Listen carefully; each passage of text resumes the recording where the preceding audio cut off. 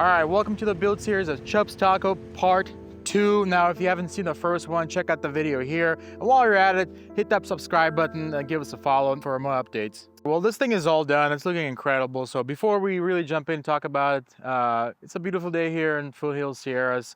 We're gonna get some coffee, so let's go.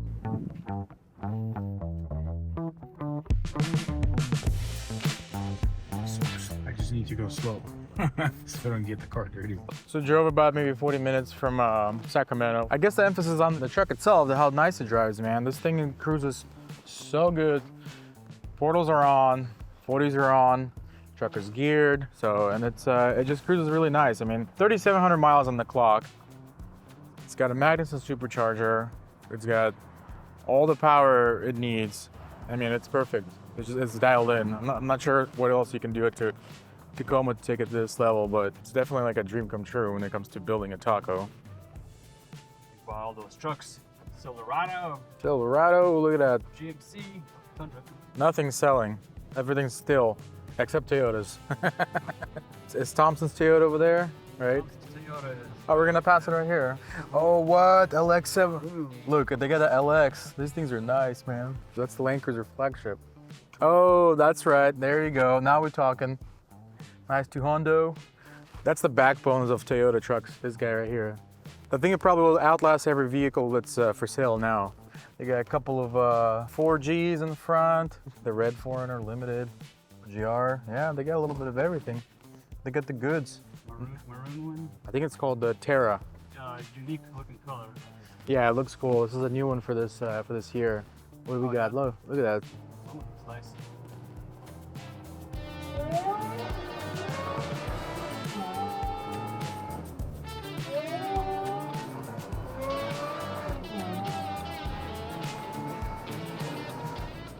Feels more like those Grand Touring cars in Gran Turismo, you know? Oh, It feels like, it sounds like that. they're the ones that use the dog box, the transmissions.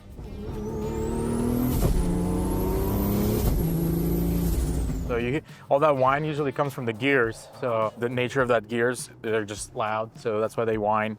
Race car.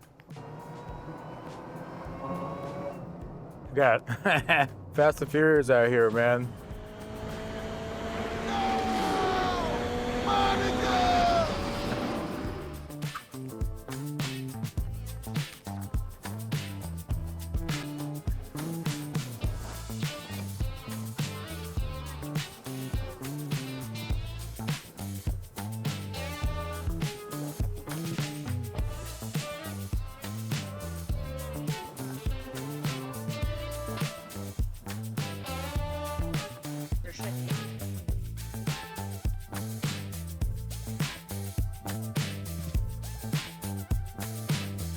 Man, where is that trail?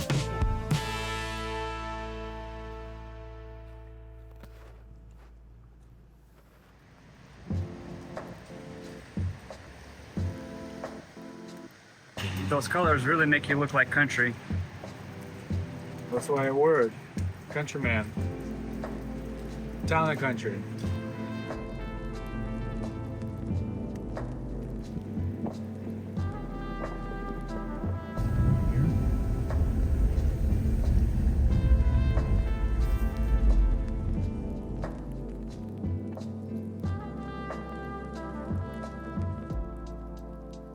It's just to get the weird stuff out of the chute.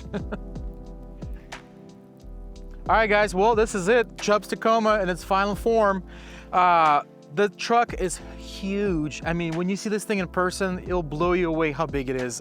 Everybody that came to our shop that's seen this thing in person were awed by how just massive the truck is. 40-inch tires, portals, on the Tacoma with a slight lift, everything else that's going on just makes it super dominant. Big presence. I mean, it's a wow factor for sure. You saw part 1, you saw everything kind of what we did to get things going. So now that it's done, I'll just do a quick walkthrough of everything that's going on in this thing. So, okay, starting with the portals, this is the Gen 2 model. Nice and pretty. This thing is first time being off-road. This is probably the first mud on these tires. So, that thing, everything is just really nice, super clean. We got king suspension, apex tie rods, camber lowers, along with a JD Fab pivot kit at the bottom.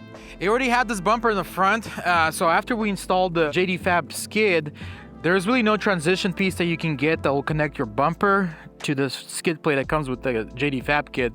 So we made our own. So it's a nice solid skid that goes from here to here. It's bolt on, so you can just unscrew it if you need to get to it, service whatever you need to do. This comes right off. All right, well, coming around, we have Camberg upper control arms. We did have to move the slapper bums from Camberg as well. Now these guys were mounted off to the side. Because the pivot kit moves your entire suspension forward, we had to move those bumps as well. The fender itself, nice clean radius around, so the bumper, factory plastic on the bumper, the fender itself, the fender flare, everything was trimmed about 2.5 inches, depending where it is.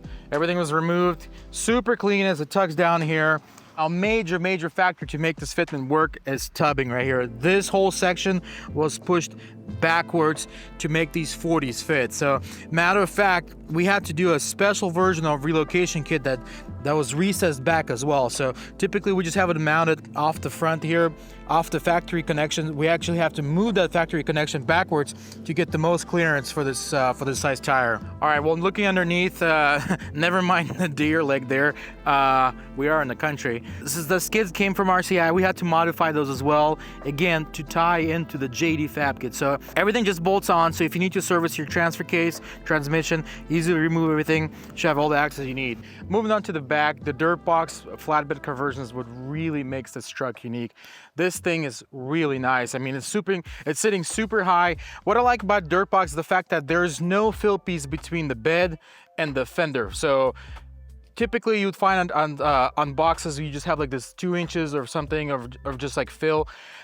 What's nice here is that your tire can go all the way up, so you get a lot more clearance if you're running bigger tires. One thing I really like about the Dirtbox is the fact that it comes with huge boxes in the back. This thing is massive. I mean, all sorts of storage. You can put away, geez, it's like a little mini trunk case here. Tons of room off to the side. While we're here, we have archive garage, shark relocation. We did have to modify a little bit to make it work with the bed, so we had to place it downwards and adjust the lower link mounts on the axle itself. But the suspension still has the shock that came with the kit. Some of the details of the bed, something I already talked about before when we first got this thing, is the fact of the aesthetics here in the back. This is probably my favorite taillight that I've seen in a flatbed conversion. It looks super sharp, very modern, very clean. It doesn't make it seem like it's just like a generic, like a taillight you would find on a trailer. Super sharp, I love this thing. Let's look below the truck, see what we did in the back. So besides doing the portal conversion, which you can see the boxes off to the side here, we installed a Dana 60 from East Coast Gear Supply. This is an enormous upgrade over factory, huge differential. This axle came with the Eaton E-Locker to get your maximum amount of traction. We made everything work with more archive garage hangers, D-reliefs, limit straps, along with this brace in the back here. So to finish it off in the back, Dirtbox doesn't really have a solution for the frame end, so we kind of made our own. So the customer wanted a hitch, so we made our own hinge mount. So this is something that bolts onto the factory frame rails. We have D-rings, super beefy D-rings from Rough Stuff built into this. We have a hitch itself, a couple of chain mounts, and we have some mini mounts for some Baja S2s in the future. A cool detail on the hitch is the fact that it's nicely tucked away. The factory hitch sits below the frame, which is typically a dragging point. Now this thing sits super high away from everything, so it's nice because you can still connect here, you can run a hitch mount here, and you can do recovery. Now as you come up to the truck, you look from the top, you don't see any of that stuff at all. Show you guys some of the features of the bed.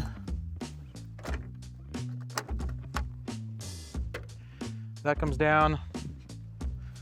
Show you guys the pull out. Tons of room, recovery gear, tools, spare parts, whatever. Well, you don't need spare parts because it's Toyota, right? Your rear axle just went out. How do you know? I just watched it pop on that side. The rear spun on the other side at least. Oh, that didn't sound great. All right, go a little, straighten it out and pull it.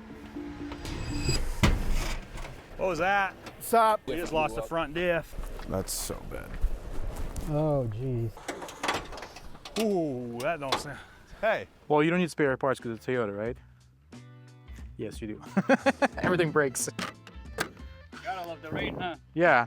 Hey, we're working with the elements here. Now this bed came with a water tank, which we're eventually going to tie into the box. So we also ordered kind of halfway through, the customer changed its mind. So we ordered a canopy box that's gonna live here with a couple little small side drop downs on the sides. So we're gonna plumb all the electronics, all the gauges into the box once we receive it.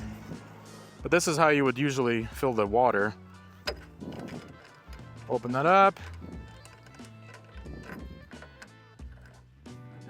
So a detail a customer wanted was a light whip, so we added custom mount off to the side that works with these slots here. So let me show you guys as I whip this out.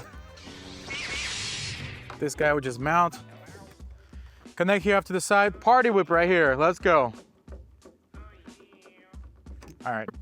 Now the tires themselves, these are Toyo Open Country MTs paired on some Volk wheels that were sent over to OMF to convert to a beadlock conversions, which is what this means is that this ring comes off, it clamps the tire off to the side and bolts it away. So there's no way for you to lose your bead when you go off-road. It allows you to basically deflate to zero without worry of debeading and kind of trying to figure that out on the trail yourself. Moving on to keep the whole Australia theme going, we installed this in-house fat stainless steel snorkel. This thing is pretty cool. This was straight from Australia. That's something you can't really buy in US. Really neat, looks really cool, and kind of fits this truck's aesthetic.